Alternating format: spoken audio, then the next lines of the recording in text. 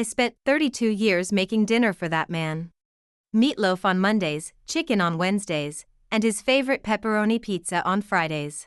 So when the phone rang one Tuesday evening, I thought it was just the delivery service confirming my regular order. At 65, I'd settled into the comfortable rhythms of retirement. John had left the accounting firm 3 years ago, and I'd finally hung up my nurse's scrubs after nearly 4 decades. Our life together had found its gentle cadence, morning crosswords over coffee, afternoon walks when the weather permitted, and the steady ritual of our weekly dinner menu. The grandchildren visited on Sundays, filling our modest home with noise and energy before retreating back to their tablets and soccer practices. The rest of the week belonged to us, predictable and peaceful. Just as we'd always planned it would be. That Tuesday had been unremarkable in every way.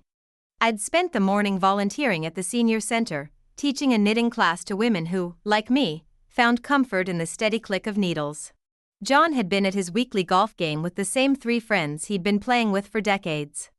We'd returned home around the same time, exchanged pleasant stories about our respective mornings, and settled into our afternoon routines. John retreated to his den to watch golf tutorials on YouTube, his new obsession since retirement. I started preparing a simple casserole for dinner, the same recipe my mother had passed down to me decades ago. Everything was as it should be. Ordinary. Expected. The cornerstone of a marriage that had weathered the expected storms and emerged, I thought, stronger for it. Our kitchen was my domain, the heart of our home with its sunny yellow walls and the collection of ceramic roosters I'd amassed over the years. Every appliance had its place, every drawer was organized to my liking. The refrigerator hummed quietly, covered with magnets from places we'd visited and photos of our grandchildren. Above the stove hung the antique wall clock that had been a wedding gift from my grandmother, still ticking away after all these years. I'd just slid the casserole into the oven when the phone rang. The landline, not our cell phones. We still kept it, despite our daughter's insistence that it was outdated. Old habits, John always said with a shrug when she brought it up. Besides, the sound is clearer. I wiped my hands on my apron and picked up the receiver, expecting Martha from next door, or perhaps the pharmacy about John's prescription. "Hello, Reynolds residence," I answered, the same greeting I'd used for 3 decades. "Good evening, ma'am," came a young man's voice, polite but with the slightly bored tone of someone making yet another work call. "This is Tony from Romano's Pizza. I'm just calling to confirm the delivery order for this evening." I frowned slightly, glancing at the calendar hanging beside the phone. It was Tuesday. Pizza was Friday. It had been Friday for the entire 32 years of our marriage. "I think there must be some mistake," I said. "We didn't order pizza for tonight." "Oh," the young man paused. "I have an order here for a large pepperoni with extra cheese and an order of breadsticks. Paid by credit card about 20 minutes ago." "That's odd," I said, my frown deepening. "We usually order on Fridays, not Tuesdays. And I always call it in myself." "Well, the order was placed online," Tony explained. "Under the name John Reynolds." "That's not you folks?" I glanced toward the den, where I could hear the muted sound of John's golf videos. "My husband is John Reynolds, yes, but he's home with me. He didn't order any pizza that I know of." There was another pause. "Ma'am, the delivery address is for 724 Maple Court, Apartment 3B. Is that your address?" "No," I replied, a small knot forming in my stomach. "We're at 1542 Oak Street. Always have been." "I see," Tony said, his voice suddenly uncomfortable. "Well, I apologize for the confusion. Someone must have made a mistake." "Yes," I agreed, though the knot in my stomach was tightening. "Someone certainly did." I was about to hang up when curiosity, or perhaps some deeper instinct, made me ask one more question. "Just out of curiosity, Tony, what credit card was used for this order? I mean, what are the last 4 digits?" There was a hesitation on the other end of the line. "I'm not really supposed to give out that information, ma'am." "I understand," I said, making my voice warm, grandmotherly. "It's just that if someone's using my husband's credit card without authorization, we should probably know about it." Identity theft is so common these days. That seemed to convince him. Let me check, the card ending in 4872. My hand tightened on the receiver. I knew that number well. It was the joint credit card John and I had shared for over 20 years. The one I carried in my wallet for groceries. The one John used for gas and hardware purchases. And, apparently, for pizza deliveries to an address I'd never heard of. Thank you, Tony, I said, my voice steady despite the sudden hollowness in my chest. That's very helpful. I hung up the phone and stood motionless in my kitchen, surrounded by the familiar trappings of our life together. The casserole baked in the oven, filling the house with the comforting smell of home cooking. The wall clock ticked steadily. From the den came the sound of John's golf instructor explaining the perfect swing. Everything looked exactly the same as it had 5 minutes ago. And yet nothing was the same at all. I spent 32 years making dinner for that man. Meatloaf on Mondays, chicken on Wednesdays, and his favorite pepperoni pizza on Fridays. And now, it seemed, someone else was ordering his favorite pepperoni pizza on Tuesdays. But something didn't add up. The young man on the line asked if John still wanted the large pepperoni and breadsticks, delivered to an address across town. An address I didn't recognize. My John was sitting at home with me, wasn't he? Or so I thought. I stood in the kitchen, the phone call replaying in my mind. 724, Maple Court, Apartment 3B. A location I'd never heard John mention. An apartment, not a house. Who did John know who lived in an apartment across town? My first instinct was to march into the den, confront him with the information, and demand an explanation. That's what the heroines did in the movies my granddaughter watched. They stormed in, righteous and fierce, throwing evidence in the face of their lying partners. But 32 years of marriage had taught me that direct confrontation rarely revealed the whole truth. John would have an explanation ready, a colleague in need, a surprise for a friend, a misunderstanding with the credit card. And I'd be left wondering, doubt gnawing at the edges of our carefully constructed life. No, I needed more information before I showed my hand. I walked quietly to the den and peeked through the half-open door. John sat in his recliner, eyes fixed on the television screen where a man in impeccable golfing attire demonstrated the proper way to hold a putter.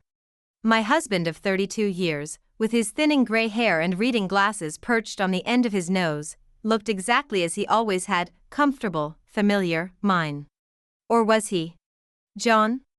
I called softly. I'm going to run to the store for a minute. We're out of sour cream for the casserole. He looked up, slightly startled, as if he'd forgotten I was in the house. Oh, sure, Helen. Don't be too long, I'm getting hungry. I'll be quick, I promised, studying his face for any sign of deception. There was none, just the slightly distracted expression he always wore when interrupted during his videos. I grabbed my purse and car keys, then paused by the hall closet. John's jacket hung there, the brown leather one he'd had for years. Without really thinking about what I was doing, I slipped my hand into the pocket. Empty. The other pocket contained only a crumpled receipt from the gas station and a single breath mint, still in its wrapper. Nothing suspicious, nothing revealing. I felt a twinge of shame at my actions. Was this who I was now? A suspicious wife searching her husband's pockets like a detective? But the shame wasn't enough to stop me. I needed to know. In the garage, I slid behind the wheel of my sedan and backed out of the driveway. But instead of heading to the grocery store, I turned in the direction of Maple Court. It wasn't hard to find. Maple Court was on the other side of town, in the newer development that had sprung up in the last decade. The apartment buildings there were modern, with clean lines and large windows, a stark contrast to our older neighborhood with its mature trees and spacious yards.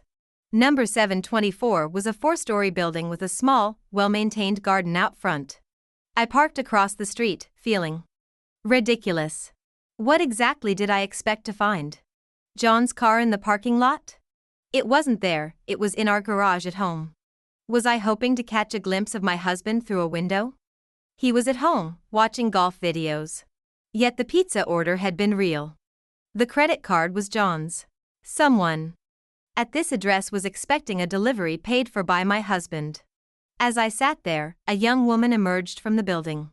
She was perhaps 30, with long dark hair and the kind of casual elegance that comes naturally to some women. She wore yoga pants and a loose sweater, and she carried herself with confident grace. She checked the mailbox, then glanced at her watch before heading back inside. Was she the recipient of John's pizza?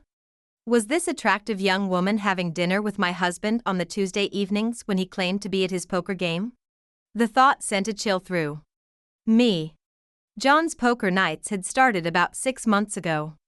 Every Tuesday, like clockwork. Just the guys from the golf club, he'd explained. Low stakes, more about the conversation than the cards. I'd been pleased at the time, glad that he was maintaining a social life in retirement, finding ways to stay engaged. I'd never once considered that poker night might be a cover for something else. But now I wondered. The timing matched perfectly. If John was supposedly at poker every Tuesday, and now there was a Tuesday pizza delivery to a strange apartment, paid for with his credit card. Romano's pizza delivery car pulled into the apartment parking lot, catching my attention. The same company that had called our house. The driver, a young man with a baseball cap, got out carrying an insulated bag. He checked a slip of paper, then headed toward the building entrance. I sank lower in my seat, irrationally afraid of being seen, though there was no reason for the delivery boy to recognize me. He disappeared inside the building. 10 minutes, I told myself. I would wait 10 minutes to see if anything else happened, and then I would go to the store as I'd told John, buy the sour cream I didn't really need, and go home to serve the casserole that was probably already overcooking in the oven. 8 minutes later, the delivery boy emerged, empty-handed. The pizza had been delivered. Someone in apartment 3B was enjoying a meal paid for by my husband.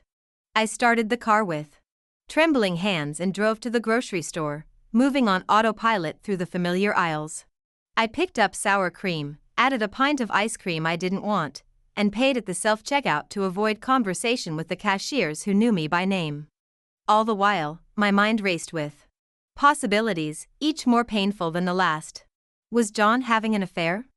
After 32 years of marriage, had he found someone new? Someone younger, with an apartment across town and a taste for Tuesday night pepperoni pizza? Or was there an innocent explanation? A friend or relative in need? A surprise he was planning? A misunderstanding with the credit card? By the time I pulled back into our driveway, I'd constructed and dismissed a dozen scenarios. None of them felt right. None of them explained why my husband of 32 years would be secretly ordering pizza for someone else, on a night when he was supposedly playing poker with friends. I carried the grocery bag into the kitchen, where the scent of slightly overdone casserole filled the air. John was setting the table, 2 plates and 2 glasses, just as we'd done for countless meals over the decades. "You were gone a while," he commented, not accusingly, just an observation. "There was a line," I lied, setting down the sour cream we no longer needed for the finished casserole. "I took the dinner out of the oven," he said. "It looks great, as always." I studied him as he poured water into our glasses. His movements were the same as they'd always been, efficient and familiar. His face showed no sign of guilt or deception.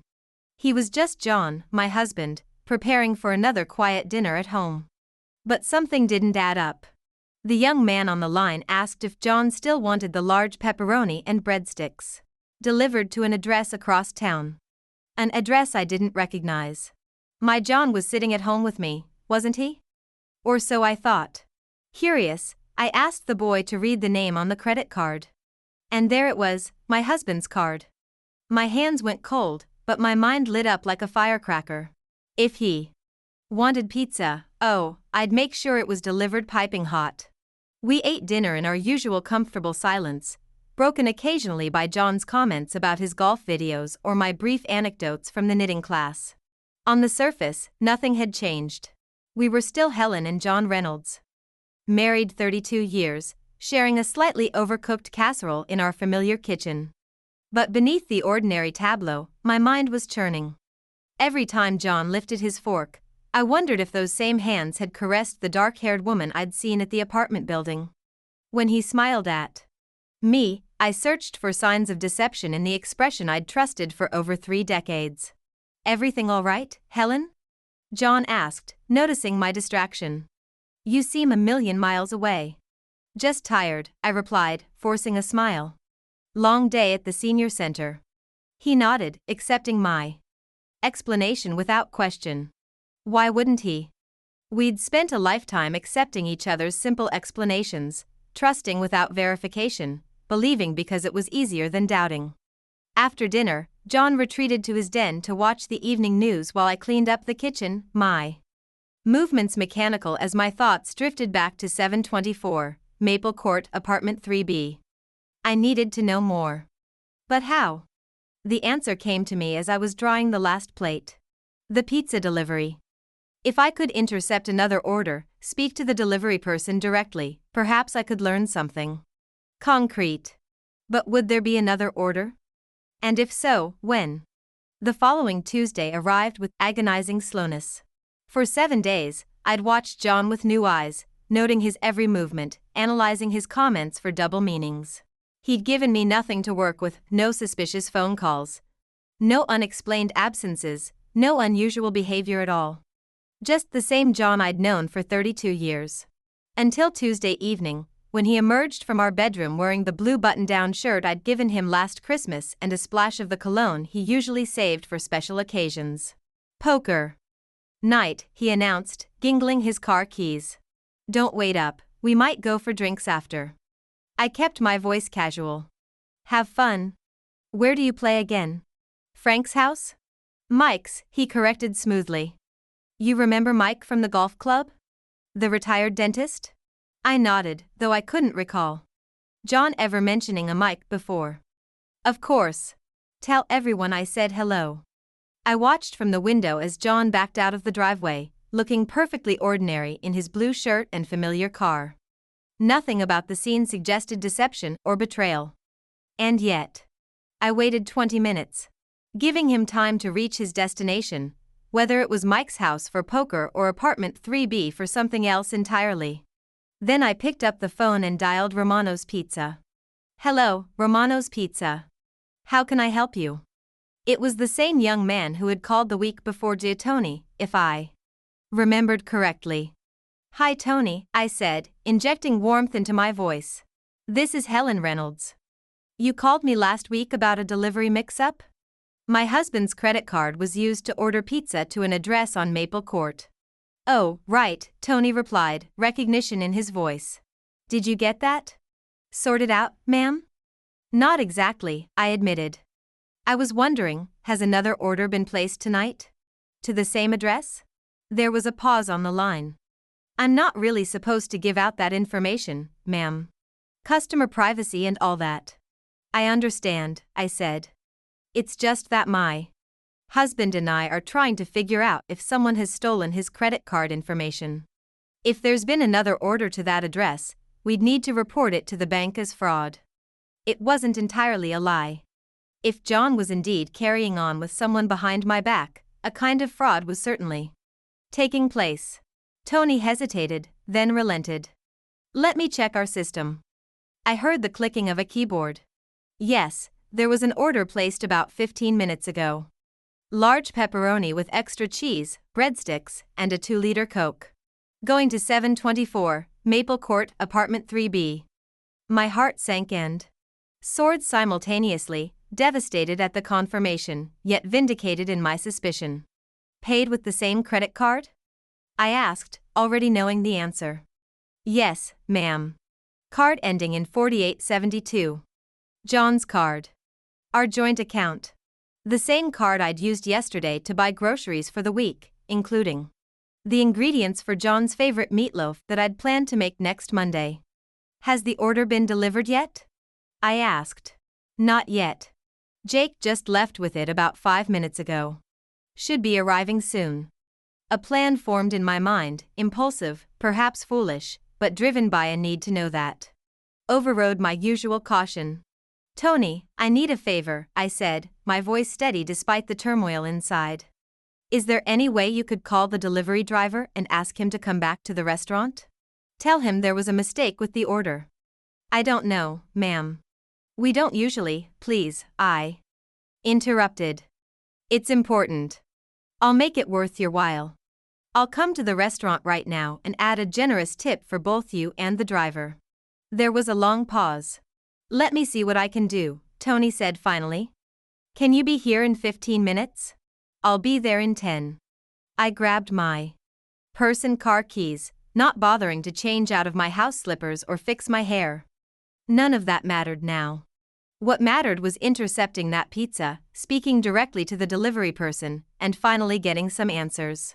Romano's Pizza was a small local establishment that had been serving our community since before John and I were married.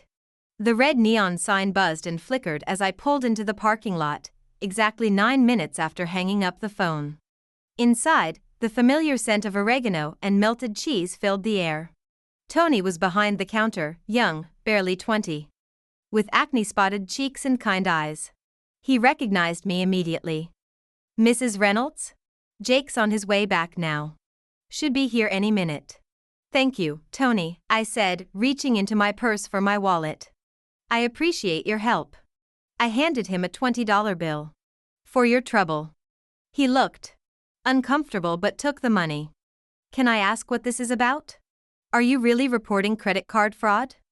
I hesitated, unsure how much to share with this young stranger. It's complicated, I said finally. Let's just say I need to verify some information before taking any action. Tony nodded. Though his expression suggested he wasn't entirely convinced. Jake's cool, he assured me. He won't mind coming back. We're pretty slow tonight anyway. We fell into an awkward silence as we waited. Tony busied himself wiping down the counter while I stood near the door, rehearsing what I would say to the delivery driver. How does one casually inquire about a husband's potential infidelity? Was there a protocol for such situations? 5 minutes later, a battered Honda pulled into the parking lot. A young man in a Romano's Pizza cap and jacket got out, carrying an insulated delivery bag. He looked confused as he entered the restaurant. What's up, Tony? You said there was a problem with the Maple Court order? This is Mrs. Reynolds, Tony explained, gesturing toward me. She has some questions about that delivery. Jake turned to me, curiosity evident in his expression. Hello. Ma'am. How can I help you? That pizza you were delivering to Maple Court, I began, my voice steadier than I expected. It was ordered using my husband's credit card. Okay. Jake said slowly, clearly uncertain where this was going. I'd like to know who placed the order.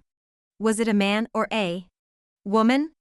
Did they call in, or was it online? Did they leave any special instructions? Jake looked to Tony for guidance.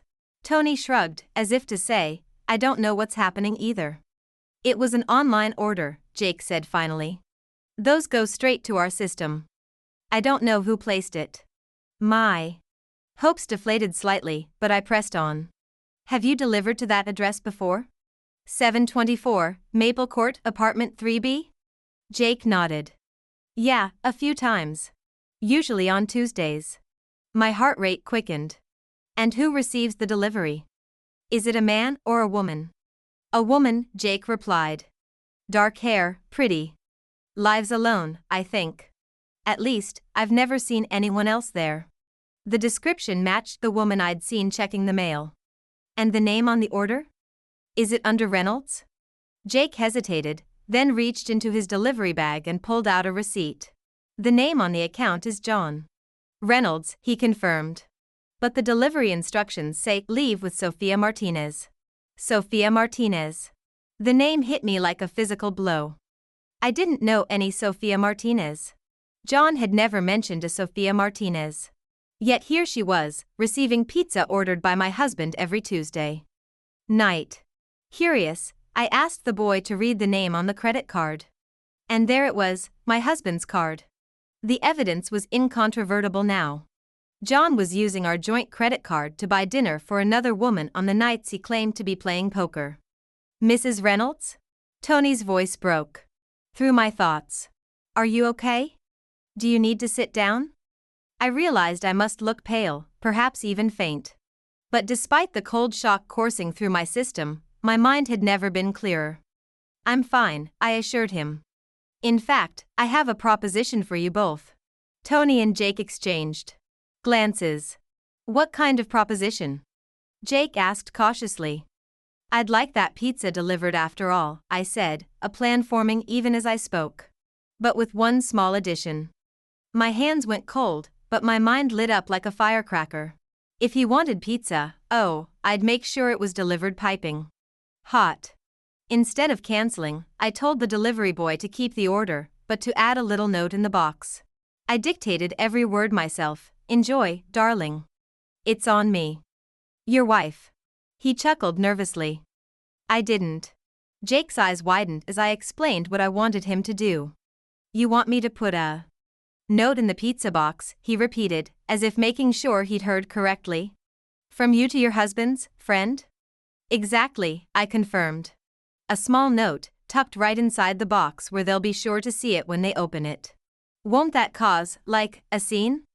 Jake asked, glancing again at Tony, who seemed equally uncomfortable with the situation. I smiled, though there was no humor in it. That's rather the point. Tony cleared his throat. Mrs. Reynolds, are you sure about this? Maybe you should talk to your husband first, before. Before what? I asked calmly.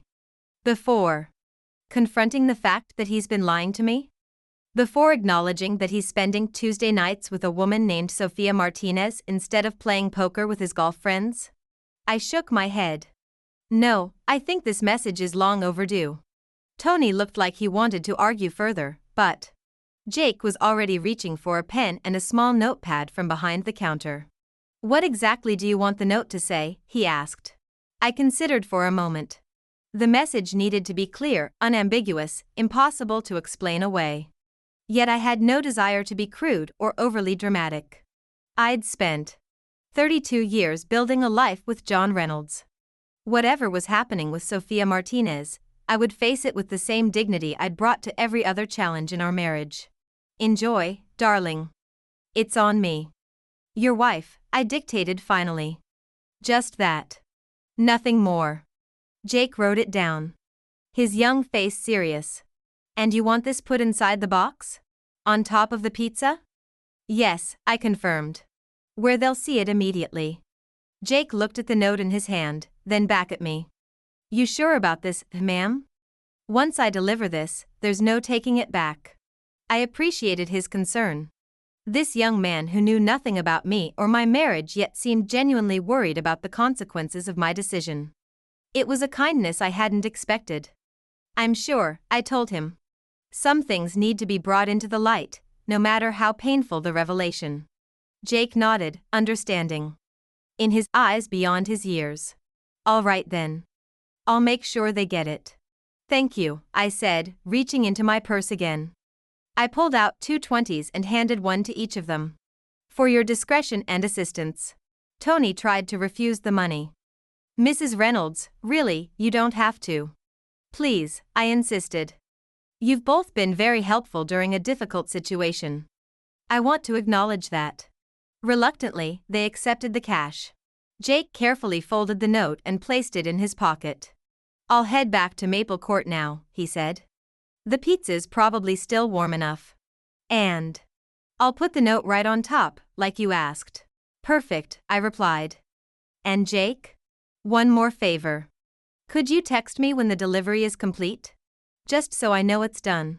Sure thing, he agreed, taking my number and adding it to his contacts. I'll let you know as soon as it's delivered. I thanked them both again and left the pizzeria, my heart pounding but my mind surprisingly clear. I had set something in motion that couldn't be undone. By morning, my marriage might be over, or at least fundamentally altered from what it had been for 32 years. Yet I felt no regret, no desire to call Jake and tell him to forget the note. Whatever John's reaction might be, whatever explanation he might offer, I needed the truth. I deserved the truth. I drove home slowly, considering what would happen next. Would John call me in a panic once he saw the note? Would he rush home to explain? Or would he simply not come home at all, choosing instead to spend the night with Sofia Martinez in apartment 3B? The house was quiet and dark when I arrived. I turned on just a few lights, enough to see by, but not so many that the place looked inhabited from outside. Then I changed into my most comfortable pajamas, made a cup of chamomile tea, and settled into my favorite armchair in the living room. From this position, I could see the driveway through the front window. I would know the moment John's car pulled in. I would be waiting. My phone buzzed just after 9 o'clock. A text. From Jake, delivered. Note placed inside box as requested. Good luck, Mrs. R. I sent back a simple thank you and set the phone on the side table. It was done. The message had been delivered. Now came the waiting. I didn't have to wait long. At 9:17, my phone rang, John's number lighting up the screen. I let it ring 3 times before answering, keeping my voice neutral. Hello? Helen. John's voice was tight, controlled. We need to talk. Yes, I agreed. We certainly do. I'm coming home now. I'll be here. He hung up without another word. No excuses, no explanations, not yet. Just the terse announcement of his imminent arrival. It told me everything I needed to know about the impact of my note. I remained in my armchair, hands folded in my lap, as calm as if I were waiting for a dental appointment. The initial shock had worn off, replaced by a curious detachment. Whatever came next, I would face it with the same strength and dignity that had carried me through 65 years of life. At 9:42, headlights swept across the living room wall as a car pulled into our driveway. I didn't move, didn't rush to the door or prepare any confrontational speech. I simply waited. The front door opened slowly. John stepped inside, still wearing the blue button-down shirt, though it looked rumpled now. In his left hand, he carried a familiar sight, a Romano's pizza box. His face was ashen, his usual confident posture notably absent. Helen, he said, his voice barely above a whisper. John, I replied evenly. I see you brought dinner home. He glanced down at the pizza box in his hand, as if surprised to find it there. I can explain. I'm sure you can, I said. You've always been good at explanations. The question is whether it will be the truth this time. He winced, the barb finding its mark. You have every right to be angry. I'm not angry, John, I told him, and it was mostly true. Anger would come later, perhaps. For now, there was only this strange, floating sensation, as if I were watching a scene in a play rather than experiencing the potential dissolution of my marriage. I'm just waiting for you to explain why you've been spending your Tuesday nights with a woman named Sofia Martinez instead of playing poker with your golf friends.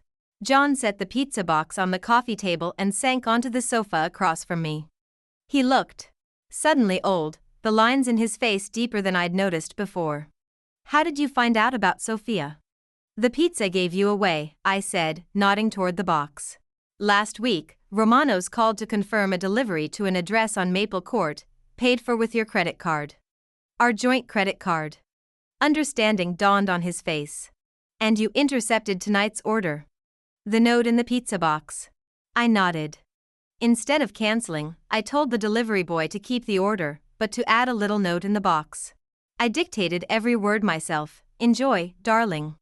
It's on me. Your wife. I allowed myself a small smile. He chuckled nervously. I didn't. Later that night, my husband came home looking pale, carrying a pizza box like it was a bomb about to explode. He avoided my eyes, but I could see the sweat on his forehead. I didn't ask a single question. I just set the table, for one. John ran a hand over his face, a gesture so familiar it made my heart ache despite everything. It's not what you think, Helen. What is it, then? I asked, genuinely curious. Because from where I'm sitting, it looks like my husband of 32 years has been lying about poker night so he can have dinner with another woman in her apartment. Sofia is my daughter, John said. Of all the explanations I had anticipated, an affair, a midlife crisis, even some bizarre misunderstanding, this was not among them. I stared at him, certain I had misheard. You're what? My daughter, he repeated. His voice stronger now. Sofia is my daughter from before we met. From before I moved to this town. I didn't know about her until 6 months ago when she found me through one of those ancestry websites. The room seemed to tilt slightly. You have a daughter, I echoed, trying to make sense of the words. A daughter you never told me about. For 32 years. I didn't know about her for 32 years, John insisted. Helen, you have to believe me. This isn't something I've been hiding throughout our marriage. It's new to me too. But you've been hiding it for 6 months, I pointed out, my initial shock giving way to a more familiar emotion, hurt. You've been meeting her secretly, buying her dinner, spending Tuesday nights at her apartment. All while lying to me about poker games. John's shoulders slumped. Yes, he admitted. I've been lying about that. I didn't know how to tell you. I didn't know how you would react. So you thought deception was the better option? I asked, my voice rising slightly. Creating elaborate lies about poker nights? Using our joint account to buy pizza and hoping I wouldn't notice? I wasn't thinking clearly, he said. I was in shock myself. This young woman appears out of nowhere, tells me she's my daughter from a relationship I had decades ago, before I even moved to this town. She has DNA evidence, Helen. She looks like my sister. There's no question she's mine. He looked up at me, his eyes pleading for understanding. I panicked. I didn't want to upset you, to disrupt our life together. So I created these Tuesday meetings, thinking I could figure things out, get to know her, before telling you. And when exactly were you planning to tell me? I asked. After a year of secret meetings? 2 years? Or were you hoping to maintain this double life indefinitely? I was going to tell you soon, he insisted. I've been working up to it. Sophia wants to meet you. She's been asking about you. I felt a new wave of hurt wash over me. So she knows about me, but I wasn't allowed to know about her? You've been telling her about me, while lying to me about her? John had the grace to look ashamed. I know how it sounds. I was trying to protect everyone, you, Sophia, myself. But I ended up creating this mess instead. I sat back in my chair, trying to process this revelation. Not an affair, but a secret daughter. Not betrayal of our marriage vows, but betrayal of our partnership, our promise to share our lives completely. Tell me about her, I said finally. This daughter I didn't know existed. John seemed relieved at my question, as if he'd been waiting for permission to speak about Sophia. She's 29, he began. Smart, funny, strong-willed, reminds me of Emily in some ways. She's a physical therapist. Moved here 6 months ago for a job at the rehabilitation center. That's when she decided to find me. He paused, his expression softening. She has my mother's smile. Helen. And my sister's eyes. There's no doubt she's a Reynolds. And her mother?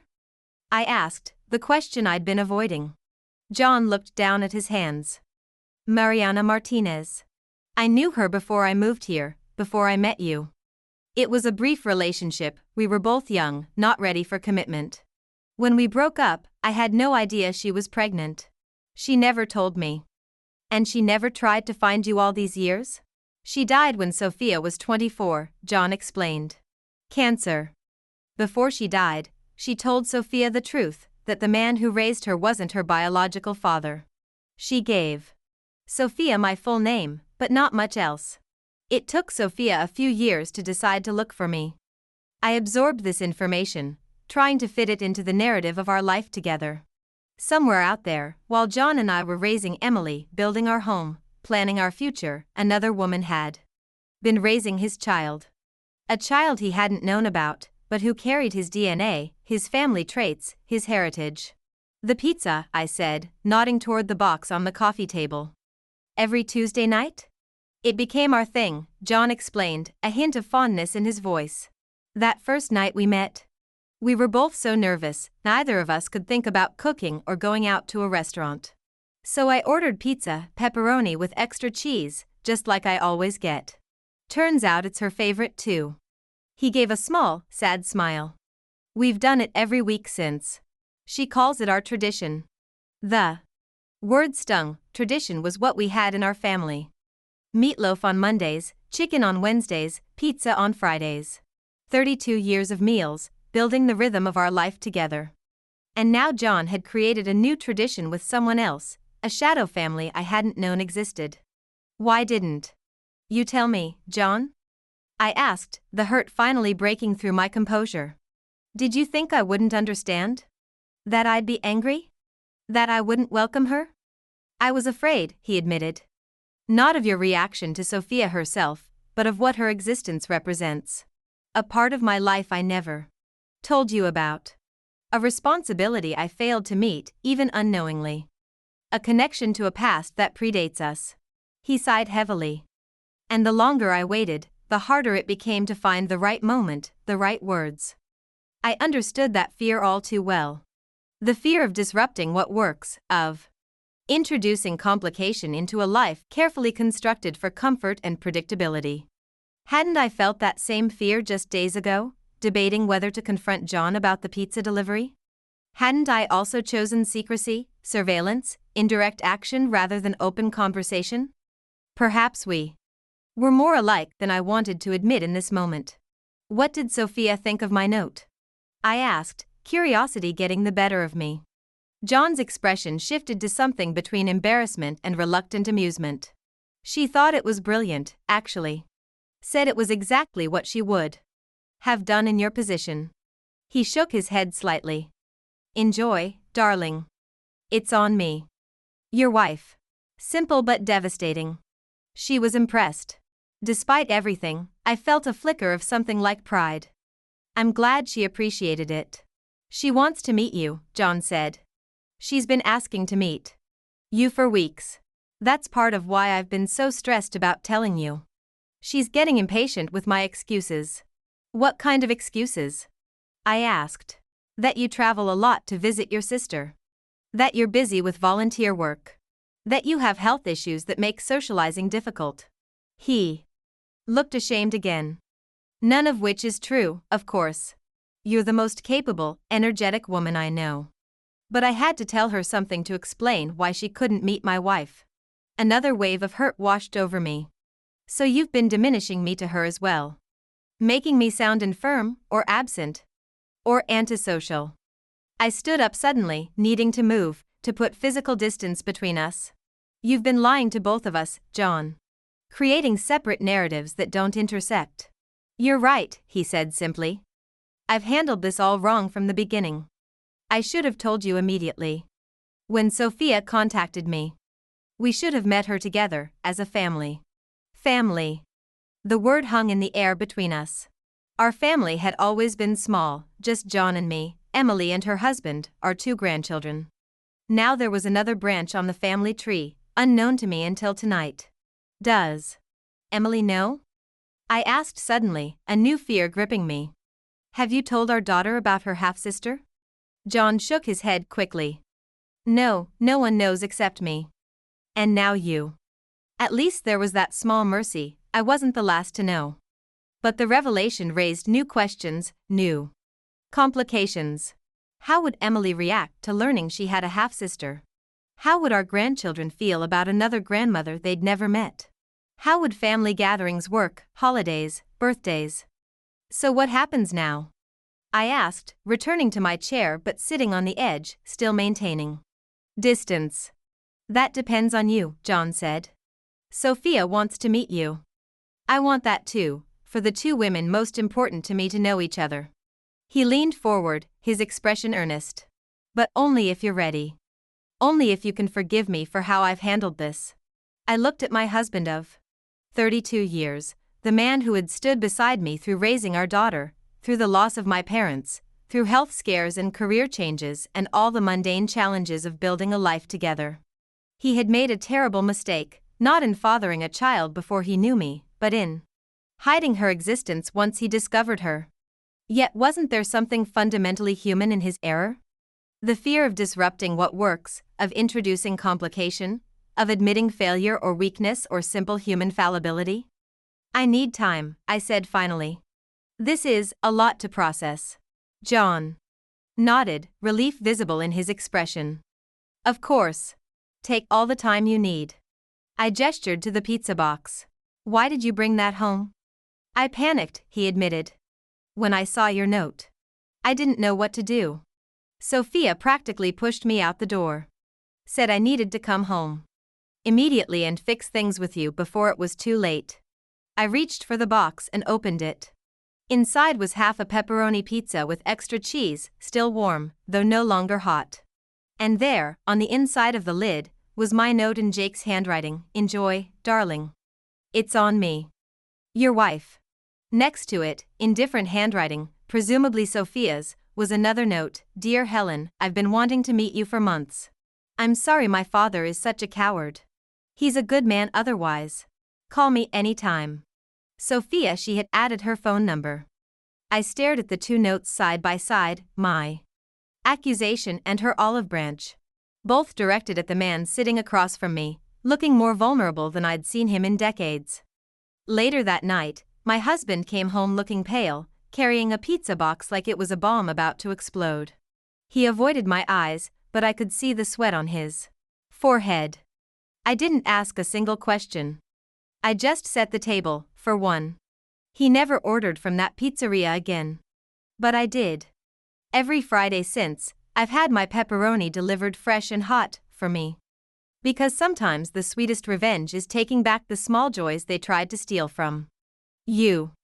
Meeting Sophia for the first time was both easier and harder than I'd expected. John drove me to the coffee shop as planned, made brief introductions, then left us to get acquainted on our own terms. She was beautiful, tall and slender like John's sister, with the same warm brown eyes and easy smile. 30 years younger than me, yet somehow familiar, as if I were meeting a niece I hadn't seen since childhood rather than a complete stranger. "I'm really glad you agreed to meet me," she said as we settled at a corner table with our coffees. "I've been pestering Dad for months to introduce us." Dad. The word still felt strange, applied to my husband by this woman who hadn't been part of our lives until 6 months ago. "Is it weird?" she asked perceptively. "Hearing me call him that?" "A little," I admitted. "But I'll get used to it. I can call him John when I'm around you, if that's easier." I shook my head. "No, he is your father. Biology made that true, and now your relationship is making it meaningful. You should call him what feels right to you." She smiled, that smile that John had said came from his mother. "You're very generous, considering how you found out about me." "The pizza delivery," I said, allowing myself a small smile in return. Not exactly how I would have chosen to learn about my husband's secret daughter. "I'm sorry about that," she said, her expression turning serious. "I kept telling him to tell you. I even offered to be there when he did, for moral support. But he kept putting it off, saying he was waiting for the right moment." "That's John," I sighed. "He hates disruption. Hates change.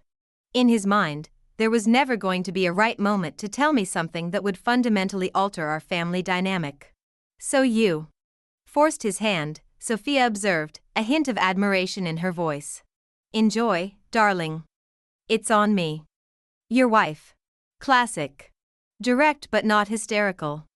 Making it clear you knew without revealing how much you knew. I studied her face, this young woman who spoke with such confidence, who analyzed the situation with such clarity. "You seem to understand the psychology of it quite well." She shrugged. "I would have done the same thing in your position. Actually, I might have been less subtle. I know about your secret daughter, you lying jackass would probably have been more my style." I laughed. Despite myself, I considered something along those lines. But I've found that understatement can be more effective in certain situations. "Clearly," she agreed. "Dad looked like he was going to pass out when he opened that pizza box and saw your note. I practically had to push him out the door to go home and face you." We fell into an easier conversation after that. She told me about her life, her career as a physical therapist, her decision to find her biological father after her mother's death. I shared stories about Emily, about our grandchildren, about the early years of my marriage to John. "I would like to meet Emily someday," Sophia said tentatively. "When you and Dad think the time is right. I've always wanted a sister." The mention of Emily brought me back to the reality of what lay ahead, the conversations with our daughter, the explanations to our grandchildren, the Gradual incorporation of Sophia into our family gatherings and traditions. Emily will need time to adjust, I said honestly. This is a lot to take in, finding out you have a half-sister you never knew existed. Of course, Sophia agreed. No rush. I just want you to know I'm interested in being part of the whole family, if that's what everyone wants. I studied her again, her openness, her willingness to move at our pace, her respect for the established bonds that preceded her arrival in our lives. There was a maturity to her that impressed me, a thoughtfulness that belied her youth. I think, I said carefully, that having you in our family could be a good thing. Different than what we planned, but good nonetheless. Her smile, so like John's mother's, brightened her entire face. I'd really like that, Helen. 2 weeks later, we sat in Emily's living room, watching the shock and confusion play across our daughter's face as we told her about Sophia. A sister, she repeated, her voice faint. I have a sister I never knew about? A half-sister, John clarified gently. From before I met your mother. But you didn't know about her? Emily asked, struggling to understand. All this time? Not until 6 months ago, John confirmed. Her mother never told me she was pregnant when we broke up. Emily turned to me. And you only found out recently? Because of a pizza delivery? I nodded, sharing a brief glance with John. We had decided to be completely honest with Emily, including the weeks of deception and the dramatic reveal via pizza box note. That's. Emily shook her head, at a loss for words. A lot to take in, I finished for her. We know. We're still processing it ourselves. Have you met her? She asked me. Yes, a few weeks ago. She's very nice. Emily. Smart, thoughtful. She's a physical therapist. Emily was quiet for a long moment, absorbing this new reality. Does she look like Dad? John smiled slightly. She has my mother's smile. And your Aunt Catherine's eyes. I'd like to see a picture, Emily said finally. John pulled out his phone, scrolled through his photos, and handed it to our daughter. On the screen was an image of John and Sophia, taken during one of their Tuesday night pizza dinners. They were smiling at the camera, their resemblance subtle but unmistakable in the shape of their eyes, the angle of their chins. Emily stared at the photo for a long time. She does have Grandma's smile, she said at last. I think I'd like to meet her, Emily said finally. Not right away, but soon. She'd like that too, I told her. She specifically mentioned wanting to meet you. Emily looked between John and me, her expression serious. Are you two okay? After everything that happened? John reached for my hand, a questioning look in his eyes. I allowed him to take it, our fingers intertwining in a familiar gesture. We're working on it, I said honestly. Your father made a serious mistake in not telling me about Sophia right away. That's going to take time to fully resolve. But we're committed to moving forward together, John added. As a family, which now includes Sophia. As the weeks turned to months, that adjustment continued. Emily met Sophia, cautious at first but gradually warming to her half-sister's genuine interest in building a relationship. Our grandchildren were introduced to their new aunt, accepting her with the easy adaptability of childhood.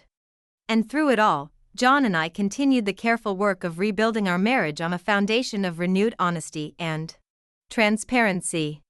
There were difficult conversations, moments of lingering hurt or resentment, times when the memory of his deception rose between us like a wall. But there were also moments of rediscovery, of seeing each other with fresh eyes after the upheaval of Sophia's arrival in our lives. John became more attentive, more present, more willing to discuss his thoughts and feelings rather than maintaining the stoic silence that had characterized much of our marriage. 6 months after the pizza box revelation, I made a decision that surprised even me. It was Friday evening, our traditional pizza night for over 3 decades. John was reading in the den while I finished a phone call with my sister. When I hung up, I picked up my phone and dialed a familiar number. Romano's Pizza, answered a now familiar voice. This is Tony. Hi Tony, it's Helen Reynolds. I'd like to place an order. For delivery, please. Sure thing, Mrs. Reynolds. The usual Friday special? Yes, please. Large pepperoni with extra cheese. You got it. It'll be about 30 minutes. I hung up and walked to the den, where John looked up from his book with a questioning expression. I ordered pizza for dinner, I told him. From Romano's. Surprise flickered across his face, followed by understanding. Since the night he'd brought home the half-eaten pizza from Sophia's apartment, we hadn't ordered from Romano's. Too many complicated associations, too much emotional baggage. Are you sure, he asked gently. I nodded. It's time we reclaimed our Friday night tradition, don't you think? He smiled, that warm, familiar smile I'd loved for 32 years. I'd like that. When the doorbell rang 30 minutes later, I answered it to find Jake, the same delivery boy who had carried my note to apartment 3B all those months ago. Evening, Mrs. Reynolds, he said, handing me the familiar box. Good to see you again. You too, Jake, I replied, giving him a generous tip. How's college applications going? Got accepted to State University, he beamed. Starting this fall. Congratulations, I said sincerely. You'll do great things. As I carried the pizza into the dining room, where John had set the table for two, I felt a sense of reclamation, of taking back something that had temporarily been tainted by deception but now could be enjoyed again on new terms. The pizza was exactly as it had always been, pepperoni with extra cheese, the crust golden brown, the scent of oregano and garlic filling the room. But its significance had changed. What had once been simply our Friday night tradition, then briefly a symbol of betrayal, was now a conscious choice to reclaim a small joy. He never ordered from that pizzeria again. But I did. Every Friday since, I've had my pepperoni delivered fresh and hot, for me. But it wasn't just for me anymore. It was for us, for John and me, for our expanded family, for the new version of ourselves we were still discovering. The pizza was a symbol of resilience, of second chances, of the possibility of growth even after decades of established patterns. Because sometimes the sweetest revenge is taking back the small joys they tried to steal from you. Not revenge in the traditional sense, not the cold dish of retribution I'd initially imagined serving when I dictated those words to Jake. But something more satisfying, more nourishing to the soul. The revenge of forgiveness freely given but earned through genuine change. The revenge of a stronger marriage built from the ashes of deception. The revenge of a family expanded rather than broken, enriched by the very secret that threatened to destroy it. And yes, the revenge of a simple pepperoni pizza, once tainted by association with betrayal, now reclaimed as a symbol of our resilience, our capacity for growth, our willingness to start again. Because in the end, the small joys are what sustain us, the familiar tastes, the comfortable traditions, the quiet Friday evenings with those we love. And no deception, no betrayal, should be allowed to steal those joys away permanently.